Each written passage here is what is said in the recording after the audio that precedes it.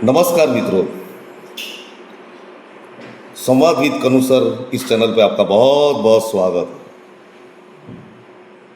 फिर से एक बार हम भाषा के बारे में थोड़ी बात करेंगे आज। હવે આપણે ગુજરાતીમાં વાત કરીશું, એની સમીક્ષા પણ કરીશું અને વિશ્લેષણ પણ કરીશું કે વાસ્તવિક રીતે ભાષા અને બોલી વચ્ચે શું અંતર છે, ડિસ્ટન્સ શું છે, ફર્ક શું છે, એ જાણવાની આપણે આજે કોશિશ કરવાની છે।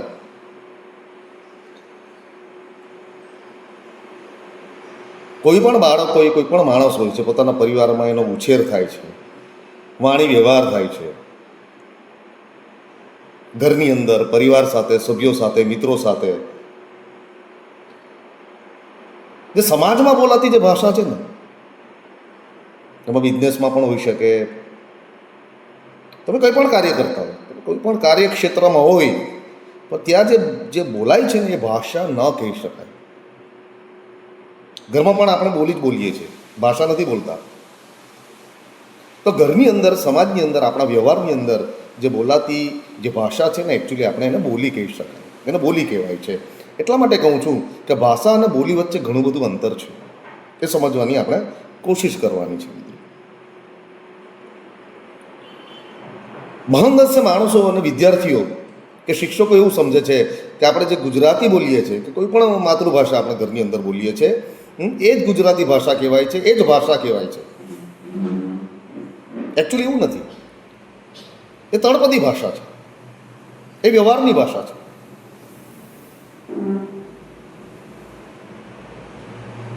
આપણે ઉચ્ચાર પણ એમાં ખોટા કરી દઈએ ઘણી વાર, પણ વિદ્યાર્થીઓના માનસની અંદર, શિક્ષકોના, કેટલાક શિક્ષકોના માનસની અંદર કે ભાઈ જે ઘરમાં બોલાય છે તે જ ભાષા છે અને એ જ આપણી ગુજરાતી ભાષા છે, એ જ આપણી મરાઠી ભાષા છે, કે એ જ આપણી આ છે। એકચ્યુઅલી એ બોલી કહેવાય છે, એ ભાષા ન કહી શકાય નથી। સમજાય છે મારી વાત? તો ઘરની અંદર કે સમાજમાં કે વ્યવહારમાં જે બોલાતી ભાષા છે એને ભાષા ન કહી શકાય, એને બોલી કહી શકાય। આ વસ્તુ નોટ કરજો તમે। એના બધા રીઝન પણ છે, મેં થોડું વિચાર્યું કે એના કેટલાક રીઝન પણ છે, કારણ પણ છે કે પશ્ચિમ દેશોની ભાષા જે ખરી, પશ્ચિમ દેશો જે વિદેશી ભાષાઓ છે એનો અતિશય પ્રભાવ, અને એ પ્રભાવને કારણે આપણું જે પાશ્ચાત્ય એટલે આપણું જે પાશ્ચાત્ય શિક્ષણ જે ખરું એનો પ્રભાવ, પશ્ચિમી દેશોનો પણ પ્રભાવ થયો શિક્ષણને લઈને। એના કારણે આપણી જે ભાષા કરીને અશુદ્ધ થઈ રહી છે, કે આપણે લક્ષ નથી આપતા, આપણે ધ્યાન નથી આપતા આપણી ભાષાઓ તરફ।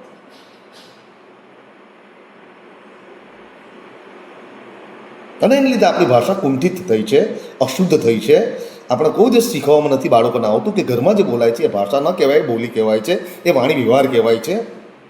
આપણે એવું નથી શીખવતા બાળકોને। તો બાળકો એ સમજે છે કે ઘરમાં જે બોલાય છે તે જ આપણી ગુજરાતી ભાષા છે, અને તે જ આપણે, તે જ રીતે બાળક એના પરીક્ષા પત્રકની અંદર કે પુરવણીની અંદર કે એની નોટબુકની અંદર તે જ ભાષામાં લખે છે જે ઘરમાં બોલાતી હોય છે, કે આપણે મિત્રો સાથે વાત કરતા બોલતા હોઈએ છીએ તે, કે સમાજના વ્યવહારમાં બોલાતી હોય તે ભાષા, તેને જે ભાષા સમજીને પછી શિક્ષણના એના ક્ષેત્રની અંદર લખતી વખતે પણ આ જ અશુદ્ધ ભાષામાં એ લખવાનું કરે છે।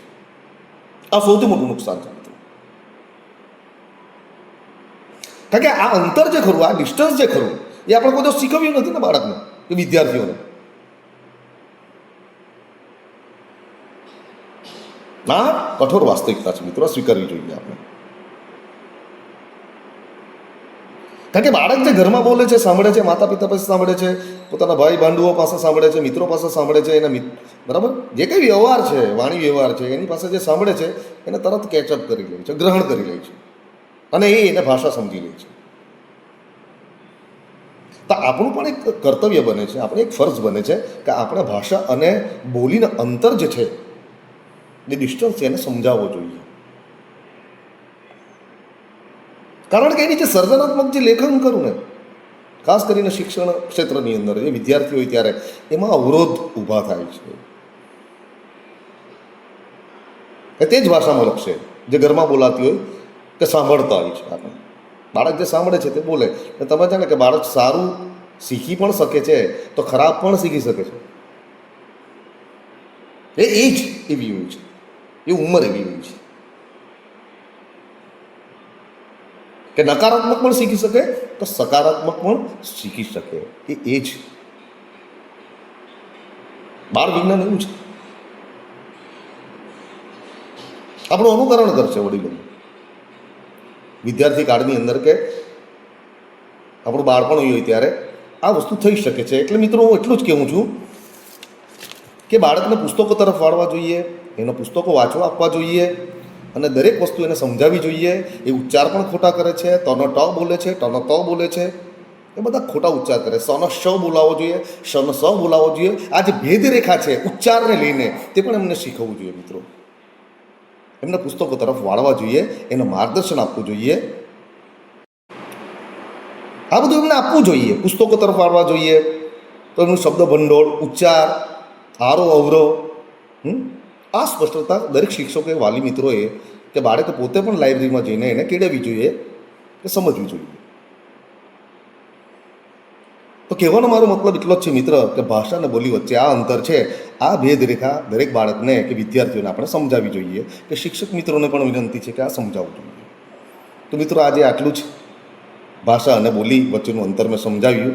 બરાબર, આપણે ફરી મળીશું ફરીથી એક નવા વિષયને લઈને. ત્યાં સુધી નમસ્કાર, જય હિન્દ.